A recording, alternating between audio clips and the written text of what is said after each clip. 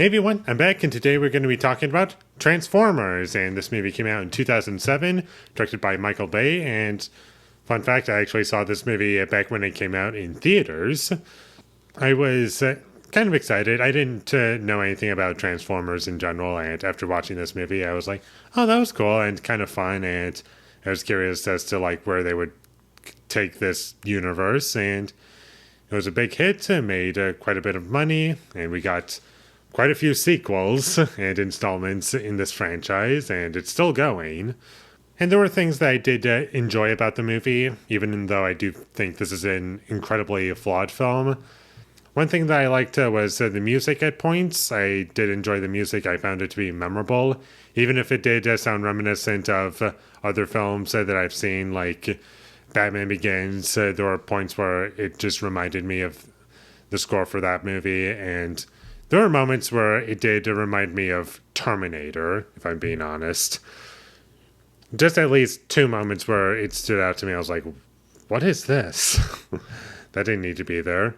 But going back to my positives, there were some nice looking shots at points.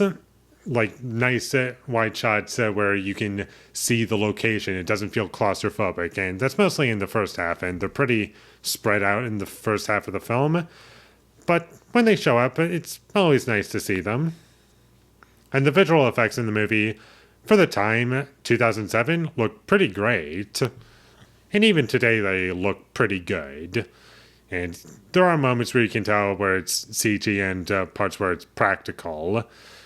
And I do find that to be, like, kind of interesting and kind of fun, like Jurassic Park almost. It's like, oh, this is just part of the time, and it's been almost 20 years, and it still looks pretty good. The action scenes in this movie were entertaining. I wasn't upset with them. Not saying that they were great, but I wasn't bored with them, and I was entertained throughout the almost 2.5 hour runtime. Even though I do think this movie is a bit too long and has way too many side characters, I never really felt bored while watching this one. And the, I guess, romance between Sam and Michaela, I did like it at points. There were moments where it's like, okay, it's there, but doesn't really need to be there. But at the same time, it's kind of one of those things that doesn't really have a lot of screen time. So if that thing doesn't work for you, there's plenty of other elements to the film that you can get attached to. And there were a couple moments where I did laugh in this movie.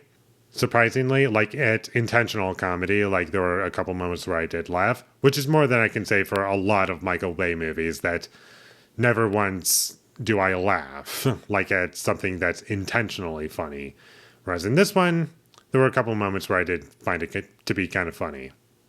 And as far as the performances go, big cast, like lots of recognizable faces in this movie. The weakest ones, unfortunately, are Shia LaBeouf and Megan Fox. They're not amazing in the movie, and they're mostly fine, but Megan Fox, I found her to be pretty weak, and most of the movie she's just underplaying it, and I just don't really believe her character. I just don't really believe her as her character, sadly. There were some infuriating lines in this movie that I just wished was handled better. Way too many characters in this movie, and I just feel as though this movie could have been trimmed down with the amount of characters that were in this movie, and it would flow a lot better. There's way too many subplots in this film that don't need to be there. Like, the film's called Transformers, and they don't really have a whole lot of screen time, really. And there were some plot holes in this movie that kind of bugged me, and also the designs for some of the Transformers I wasn't really a big fan of. Mostly the Decepticons. Like, I just wasn't a fan of the design for their characters, especially Starscream. I think he just looks awful.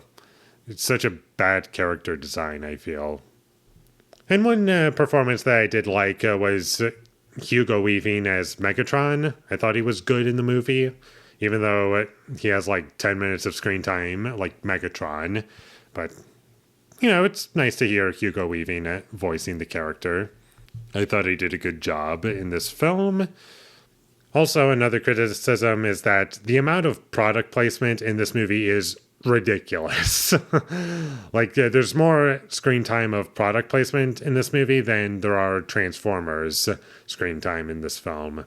Like, come on. Or at least that's what I was noticing. Like, there's literally a point where we get a Mountain Dew Decepticon Transformer and it was shooting out cans of Mountain Dew. I'm like, oh my god. That was so goofy.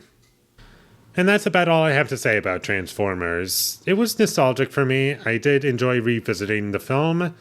There wasn't necessarily anything that I really hated in the film. It's not a film to get angry with. It's more or less just, yeah, you have something here and there are good things about it. But all in all, there's just a lot about it that could have been improved and kind of a missed opportunity in ways. But by the end of the day, I can come back to this film. I would still say I liked it. As in, there's enough about it that I enjoyed that makes me want to come back to it. So check this movie out whenever you get the chance. And with all that being said, I'm going to give Transformers from 2007 a 5 out of 10. Thank you for watching my videos as always. If you enjoyed this review, be sure to leave a like and comment down below what you thought of Transformers, and my social media links, they will all be in the description, so follow me there.